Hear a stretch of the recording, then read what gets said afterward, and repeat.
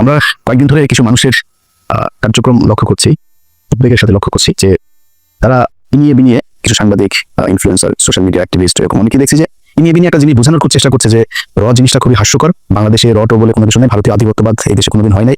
এর সাথে আবার এমন কিছু রাজনৈতিক দলও এটাকে হাস্যকর পরিস্থিতিতে নিয়ে গিয়েছে যারা এতদিন ধরে এই ভারতের গোয়েন্দা সংস্থা, ভারতের আধিপত্যবাদের বিরুদ্ধে কথা বলেছেন। তো ওই যে একটা কথা আছে না, যে যায় লঙ্কা সে হয় রাবণ, পরিস্থিতিটা অনেকটা এরকম। তো সুখ দেখলে দুঃখের কারণগুলো খুব দ্রুত ভুলে গেলে ওই সুখ কিন্তু বেশি দিন থাকে না, থাকবেও না। আমি একজনকে দিয়ে আজকে উদাহরণটা আপনাদেরকে দেবো। এটা ওনাকে দিয়ে যদি দেই তাহলে মোটামুটি অন্যদের উদ্দেশ্যটা কি সেটা আপনারা নিজেরা যদি একটু চিন্তা করেন, ওটার সাথে মিলালে সবগুলো বুঝে ফেলতে পারবেন। বিবি নুরুল হক নূর এই দেশের উদীয়মান একজন তরুণ রাজনীতিবিদ ছিলেন। তো ছিলেন কেন বললাম, সেটা হচ্ছে যদি সম্মুখ যোদ্ধা হিসাবে চিন্তা করেন, আমাদের চাইতে তিনি উৎকৃষ্ট মানের আওয়ামী বিরোধী একজন রাজনীতিবিদ বা যোদ্ধা যেটাই বলেন, অনেক কিছু করেছেন এবং তার প্রতিদানও বাংলাদেশের মানুষ তাকে দিয়েছে। অকুণ্ঠ ভালোবাসা, অপরিসীম ভালোবাসা নুরুল হক নূর পেয়েছেন। না চাইতেই তিনি টাকা পয়সা পেয়েছেন। আমি নিজেও আমার এখানে অনেক বন্ধু বান্ধবের কাছ থেকে মানে একটা বিশেষ সংগঠন তারা করেছিল, আমি নিজেও যে ভাই ওদেরকে কিছু টাকা দেন, মাঝে মধ্যে এখান থেকে অনেক টাকা পয়সাও দিয়েছে। আমি নিজেও জানি, আমি নিজেও পার্টিসিপেট করেছি, আমার পকেট থেকে টাকাও দিয়েছি, তার পক্ষে কথা বলেছি, অনেক ভিডিওতে পোস্টে তার পক্ষে কথা বলেছি। তো উনি যেই ত্যাগ স্বীকার করেছিলেন সেটার জন্য উনি ওনার ভালোবাসা পেয়েছেন। কিন্তু একটা জিনিস বলে রাখি, বিবি নুরুল হক নূর তিনি একজন সাহসী মানুষ। তিনি ঢাকা বিশ্ববিদ্যালয়ে যেই সময়ে যেভাবে কথা বলেছেন, যেই মার খেয়েছেন, আমি নিজে হলেও মানে মারার কিছু নাই, আমি নিজে হলেও ওই ধরনের পরিস্থিতিতে ওইভাবে সামনাসামনি গিয়ে এই মারামারি মার খাওয়া এই পর্যন্ত টিকতাম কিনা আমি জানি না, তিনি সেটা করেছেন। বাট আরেকটা জিনিস বলে রাখি, পৃথিবীতে যত মানে চোর বাটপার ডাকাত, তারপরে প্রতারণার সাথে জড়িত যারা ছিনতাইকারী, সাহসী লোক কিন্তু আওয়ামী লীগের লোক কিন্তু সাহসী আছে। মানে বেশিরভাগ চোর বাটপার এই একটু উশৃঙ্খল টাইপের, হিংস্র টাইপের, যাদের ভিতরে কোনো মনুষ্যত্ববোধ কাজ করে, এই ধরনের লোকজন কিন্তু আওয়ামী লীগ করে বেশি। তো সাহস আছে, মার খেতে পেরেছেন, এটা দিয়ে সবকিছু পরিমাপ করা যাবে না। তখনই যাবে যখন আপনার সবকিছু দেশের জন্যই হবে। একটা সময় এসে মানুষের কাছ থেকে বিকাশের টাকা পয়সা নিয়ে ভাইকে গাড়ির ডিলারশিপ করে দেওয়া, কাতারে যায় তারপরে ব্যবসা করা, দুবাইতে গোল্ড স্মাগলারদের সাথে ব্যবসার পার্টনার নেওয়া, এগুলি করলে ওই সাহসটা আমাদের কাছে মনে হইতে পারে দেশের জন্য না। আপনার নিজের ফেম, নিজের জেদ, নিজের ক্ষমতা আপনার কাছে নেওয়ার জন্য, ক্ষমতায় যাওয়ার জন্য আপনি এটা করেছেন। আপনি অস্বীকার করতে পারবেন যে আপনি মুসাদের সাথে দেখা করেন নাই, এটা অস্বীকার করতে পারবেন, আপনি অস্বীকার করবেন, বলবেন যে আমি এটা দেখা করিনি। করতে পারবেন না। কেন করেছিলেন, কোন পরিস্থিতিতে? কোনো পরিস্থিতিতে আপনি করতে পারেন সেটা, কিন্তু আপনি করেছেন। আপনার বাংলাদেশের মানুষ আমার মনে হয় এর চাইতে বেশি কিছু দরকার নাই আপনার মতো একজন ভণ্ডকে পরিচয় করার, চেনার জন্য। ওইটাই এনাফ, গুড এনাফ। এখন এরপর আপনি রাজনীতি করছেন, আমি কিন্তু তেমন কিছু বলছি না। আপনার মতো আপনি করেন, সব চিটার বাটপার দিয়েই তো রাজনীতিটা চলছে এই দেশে। আপনার মধ্যে আরেকটা ছোট চিটার যোগ হইলো, সমস্যা কোথায়? কিছু সময় তো আপনি হাসিনের বিরুদ্ধে কথাবার্তা বলেছেন, গুড, করেন, কোনো সমস্যা নেই।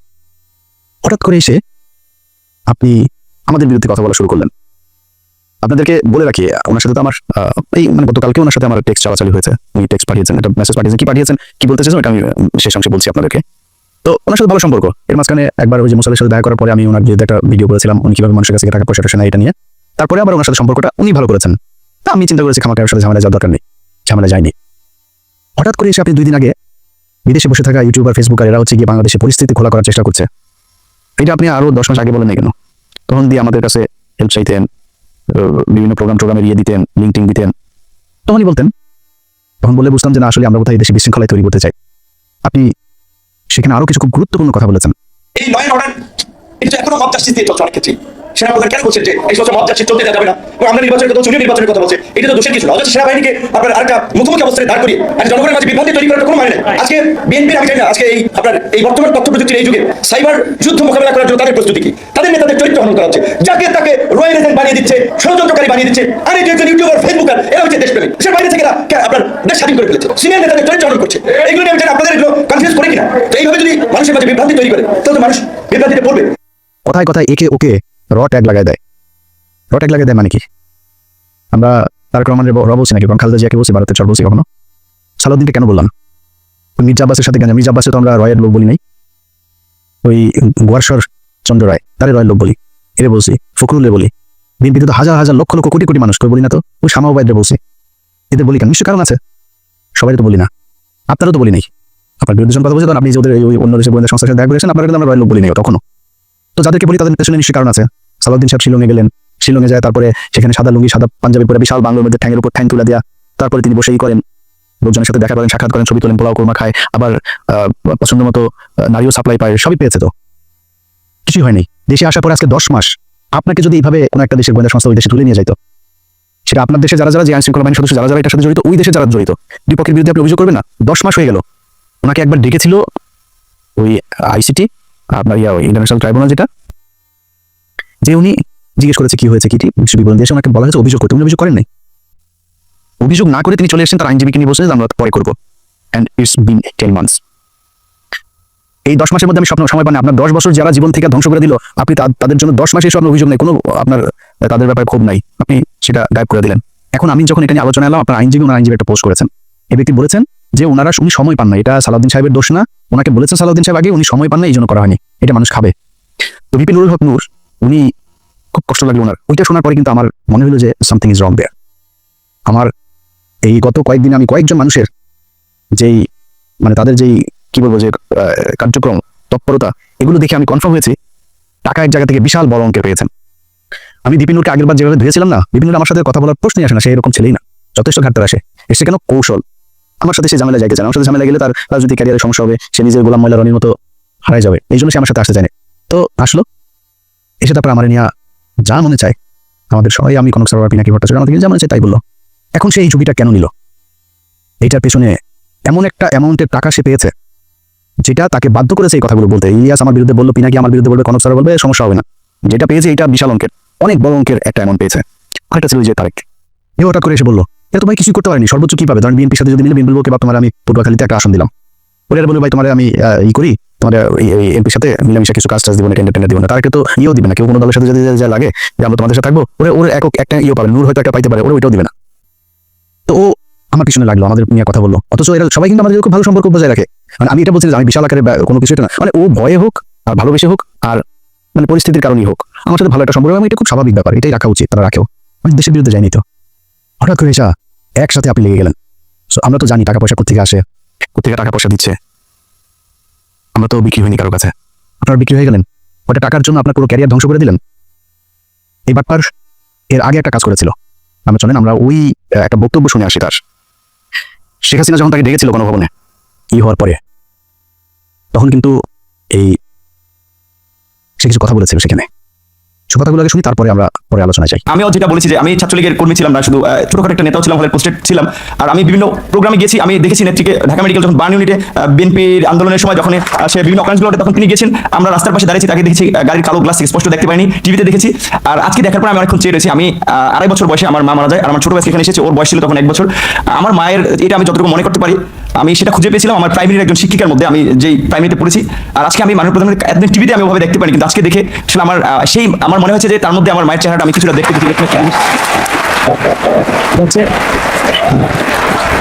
সেজন্য অনেকে আসলে বিভিন্ন উপাধিতে বলে থাকেন। আমরা একটা জিনিস দেখেছি যে আসলে তিনি প্রধানমন্ত্রী হিসেবেও, আমি বলবো না তিনি প্রধানমন্ত্রী, তিনি সবার প্রধানমন্ত্রী, তারপর তার কিছু স্পেশাল আসলে ক্যারেক্টার যেটা আমরা দেখেছি যে কখনো ছোট শিশুকে কোলে নিয়ে মানে একদম সিম্পল একজন যে নারীর যে ভূমিকা, সেই ভূমিকা অবতীর্ণ। আবার যখন দেখেছি আন্দোলন সংগ্রামে মানে তার শুনেছি ওই সময় তার সেই মানে ছাত্র রাজনীতি থেকে উঠে এসেছে, তার কৃতিত্বের কথা আমরা শুনেছি। আর বঙ্গবন্ধুর কথা তো এটি আসলে তো শুধু আমরা সারা বিশ্বের মানুষ জানে।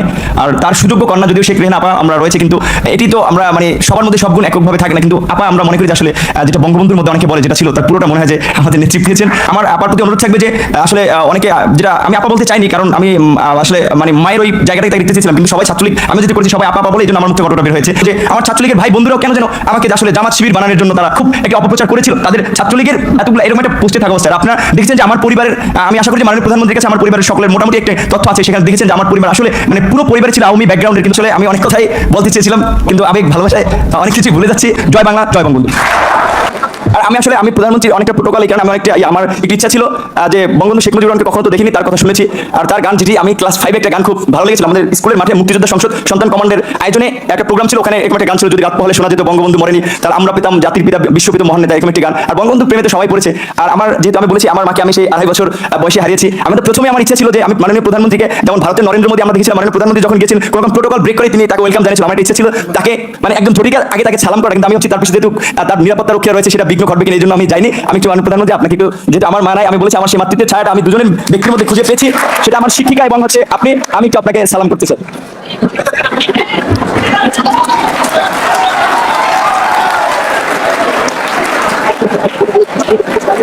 আচ্ছা, এই যে বক্তব্যটা সে দিয়েছে, এই বক্তব্যটা আপনারা শুনলেন, এই বক্তব্যটার কনক ভাই তার ইউটিউবে 2 দিন আগে আরেকবার দিয়েছে, ওটার লিঙ্ক আবার আমি আমার ফেসবুকে শেয়ার দিয়েছিলাম।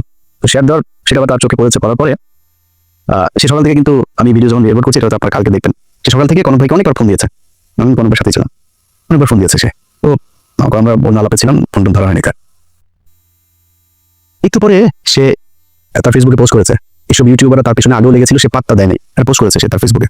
তো সে আমাকে একটা লিঙ্ক পাঠিয়েছে, এর কিছুক্ষণ আগে আবার একটা লিঙ্ক পাঠিয়েছিল আমাকে, সে ব্যাখ্যা দিয়েছে।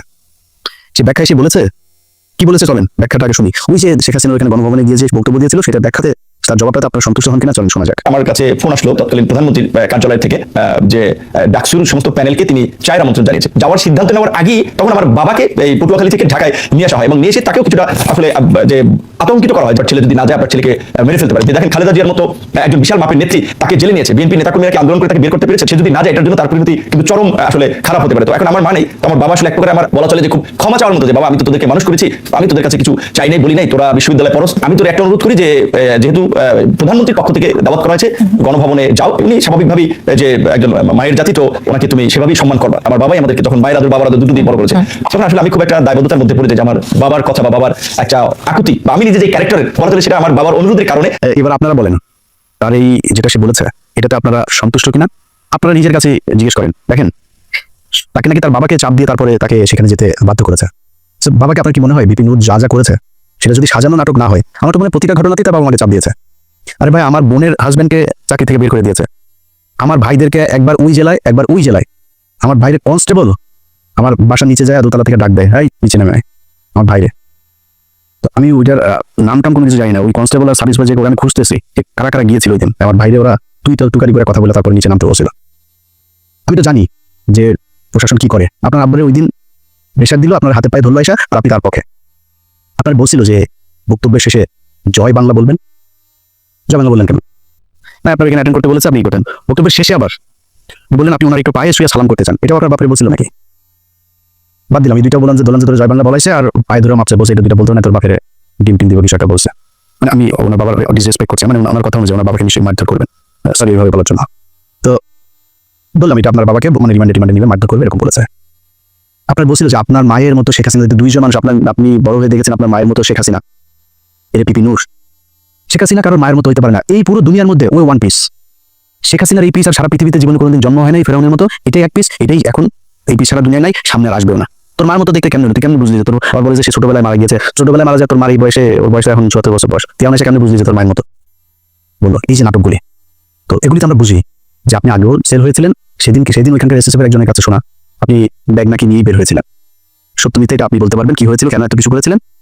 আমরা যেটা বলতে চাই অ্যালার্মিং, যেটা আপনি কি করেছেন না করেছেন সেটা একান্ত ভাই আপনার ব্যাপার, যেটা অ্যালার্মিং এই ধরনের ছোট ছোট রাজনীতিবিদরাও যদি নাকি বিদেশি গোয়েন্দা সংস্থার টাকা নিয়ে সেই গোয়েন্দা সংস্থার পক্ষে কাজ করার জন্য এইভাবে উঠে পড়ে তারপরে লাগে, এটাই দেশের অস্তিত্বের জন্য চরম হুমকি। এই দেশের সেই ৭১ থেকে শুরু করে এই পর্যন্ত এই গোয়েন্দা সংস্থা ভারতীয় এরা আছে, ছিল, এরা থাকবেও, এদের কার্যক্রম এরা চালাই যাবে। এই যে 2 দিন ধরে আপনার জামায়াত নেতা এটিএম আজহার তিনি মুক্তির পরে দেখবেন ওই যে 3-4 জন লোকজন নিয়ে তারপরে বাম এসে সংস্কৃতিক কর্মী এসে শিবিরের ভাইদের বলবো পাঁচড়া উদাম করে লাল বানাই দেবেন, যেটা নামে আসবে এই বিচার পৃথিবীর ইতিহাসের সবচেয়ে নিকৃষ্টতম এই ধরনের কোনো ঘটনা ছাড়া ঘটনা বানায় এইভাবে জলজ্যান্ত মানুষকে একটা গণতান্ত্রিক দেশে কোনো সরকার এইভাবে এই সভ্য সমাজে ফাঁসি দিতে পারে, এই নিকট অতীতে এই পর্যন্ত পৃথিবীতে এই ঘটনা ঘটে নাই। এটা শেখ হাসিনা ঘটিয়ে গেছে, শুধুমাত্র রাজনৈতিক প্রতিদ্বন্দ্বিতার কারণে তাদেরকে হত্যা করা হয়েছে। আমি মনে করি এই জামাতের যে নেতাদেরকে হত্যা করা হয়েছে তাদের পরিবারের কাছে রাষ্ট্রীয়ভাবে ক্ষমা চাইতে হবে, এই বিচার কার্যের সাথে যারা ছিল তাদের সবার বিচার করতে হবে এবং ওই পরিবারকে যথাযথ ক্ষতিপূরণ দিতে হবে। এটার বিরুদ্ধে যারা যারা কথা বলছে এখন, যারা মাঠ গরম করার চেষ্টা করছে, সব করে টাকা খায় তারপরে করছে, তারা টাকা দেয়। এই যে সচিবালয় দেখেন ভাই, পাঁচার মধ্যে লাতিতে বার করে দেন সচিবালয়, চাকরি নেওয়ার জন্য পোলাপান বসে আছে, সচিব নাই তাও বানাইতে আপনার সময় লাগবে। আর ভাই যেগুলি এখন আন্দোলন করছে আর এই আন্দোলন করছে তাদেরকেও যে আমি খুব বেশি দোষ দিব তা না, হঠাৎ করে এসে এই আধ্যাদেশ দেওয়ার কারণটা কি, এটা কেন দিলে, এটার পেছনে আমার মনে হয় দেখা উচিত। তো এই মাঠ যারা গরম করার চেষ্টা করে এখন কোনো কারণ ছাড়া, এদের ব্যাপারে আমি মনে করি এনসিপি, জামাত ইসলাম, ছাত্রদল সবারই মাঠে থাকা উচিত, খুব তীক্ষ্ণ নজর রাখা উচিত। যে বিষয়টা নিয়ে কথা বলেছি সেটা দিয়ে শেষ করি ভাই। আপনাদের টাকা পয়সার দরকার আছে আমি জানি, বিপিন নূর আপনি অনেক সম্মান পেয়েছেন এই দেশে, আমার মনে হয় ওইটা নিয়ে সন্তুষ্ট থাকলে অনেক বেশি ভালো হতো। অনেক টাকার মালিক হতে পারেন নাই, অনেক টাকার মালিক হওয়ার দরকারও নেই। আপনার সময় টাকা পয়সা ছিল না, আপনার টাকা পয়সা দিয়ে এই দেশের মানুষ চালায় নাই, তখন কিন্তু এই দেশের মানুষ আপনার বিকাশ নূর বলে নাই। বিকাশ নূর এখন কেন বলে, এটা বলার একমাত্র কারণ হচ্ছে আপনি বিকাশ মানুষের কাছ থেকে টাকা নিয়ে দেশের বিরুদ্ধে কাজ করেছেন। দেশের পক্ষে কথা বলতেন, আমি খুব গর্ববোধ করবো আমার শেষ বয়সে যদি নাকি ধরেন আল্লাহ মাফ করুক এমন কোনো সমস্যা হয়, আমার মানুষ সাহায্য তুলে তারপরে আমার সেই সমস্যার সমাধান করতে হয়, আর চাই একটু কষ্ট থাকবে না। আমি এখানে বিশাল রাজকীয় জীবনযাপন করি না, এই যে কথা বলছি না, এই ছোট্ট একটা ঘরের মধ্যে ওই যে পিছনে দরজা, খুব সমস্যা হয়, মাঝে মধ্যে ওই রুম থেকে বের হতে পারেন আমি ভিডিও তৈরি করার সময়, একদম আক্ষেপ নাই। ছোট বাসায় আছি, আলিশান জীবনযাপন করি না, সমস্যা নেই তো। তাহলে এটা চেয়ে একটু ভালো বাসায় থাকতে পারতাম। আল্লাহর মধ্যে যা খাইতে চাই খাইতে পারি, আল্লাহ সেই সুযোগ দিয়েছে ভাই। আর পানি গেলার শক্তি নেই, বহুত হাসপাতালে যে খোঁজ নেন, বহু মানুষ পানিটা গিলতে পারে না, স্যালাইন দিয়ে তারপরে পেটের ভেতরে খাবার দেয়। আচ্ছা না, আল্লাহ খাওয়াই তাই আপনি খাইতে পারেন, বিলিয়ন বিলিয়ন ডলারের মালিক, ডাক্তার বলে দিয়েছে খাইতে পারবা না, এই খাইতে পারবা না, পারে না, সব দিনে 2 বেলা খাইতে হবে, এতটুকু সবজি খাবা, এতটুকু রুটি খাবা, খাওয়া শেষ, আর কিছু খাইতে পারবা না। কয় টাকা লাগবে আপনার খাবার খাইতে? যা চাই তাই খাইতে পারি আল্লাহর রহমতে, আলহামদুলিল্লাহ। আর কি লাগবে? হয়তো সর্বোচ্চ ধরেন একটা বাড়ি দরকার, একটা গাড়ির প্রতি আমার একটা ফ্যাসিনেশন আছে, সর্বোচ্চ চেষ্টা করবো যদি জীবনে সুযোগ পাই একটা গাড়ি কিনবো ভালো দেখা। আর কি লাগবে? সচ্ছল চলাফেরা খাইতে পারলে হলো, আল্লাহ যেন মানে এমন কোনো পরিস্থিতি তৈরি না করেন নিজের দৈনন্দিন প্রয়োজন মেটানোর মতো টাকার জন্য যেন কারো কাছে যাইতে না হয়, শুধু এই পরিস্থিতিটা না আসলেই হবে। আপনারা চাইলে এটা করতে পারতেন। অনুরোধ, যেই সাপ নিয়ে আপনারা খেলছেন, মাঝে মধ্যে খুব হাস্যকর মনে হয় আপনাদের ওইখানে কিছু কলা টলা নিয়ে আপনাদের কাছে এটা হাসির খোরাক মনে হয়, মানে ট নিয়ে এটা নিয়ে দেশের বিরুদ্ধে যায় না, কিছু টাকা পয়সার জন্য না এইভাবে দেশের সাথে বিট্রে করেন। গত 15 বছর এই দেশ রয়ের কারণে এইভাবে পরাধীন হয়েছিল, আমরা এটা ভুলে যাইনি। মুক্তিযোদ্ধা মারাইতে আসছেন, দেশের প্রতি প্রেম মারাইতে আসছেন, এখন দেশপ্রেম মারান, 71-এর রাজাকার টিয়ে দিয়ে তারপরে এটিএম আজহারের বিরুদ্ধে ক্যাম্পেইন করেন। এত দেশপ্রেম করেছিল আপনার, তোর বাপ যে বলছিল না যে এটা নাকি ভারত পাকিস্তান যুদ্ধ 71-এ, তোর বাপেদের বিরুদ্ধে মিছিল করছিল বাংলাদেশে, এই মুখগুলি খুঁজে আবার একটাও করে নাই। এখন মাঠ গরম করতে চায়, আওয়ামী লীগের নামে তো আসতে পারে না, এই মুক্তিযোদ্ধা বালছাল এগুলির নাম দিয়া মাঠে এসা কি পাবেন না, এদানি দিয়া একদম পাশার চামড়া ওই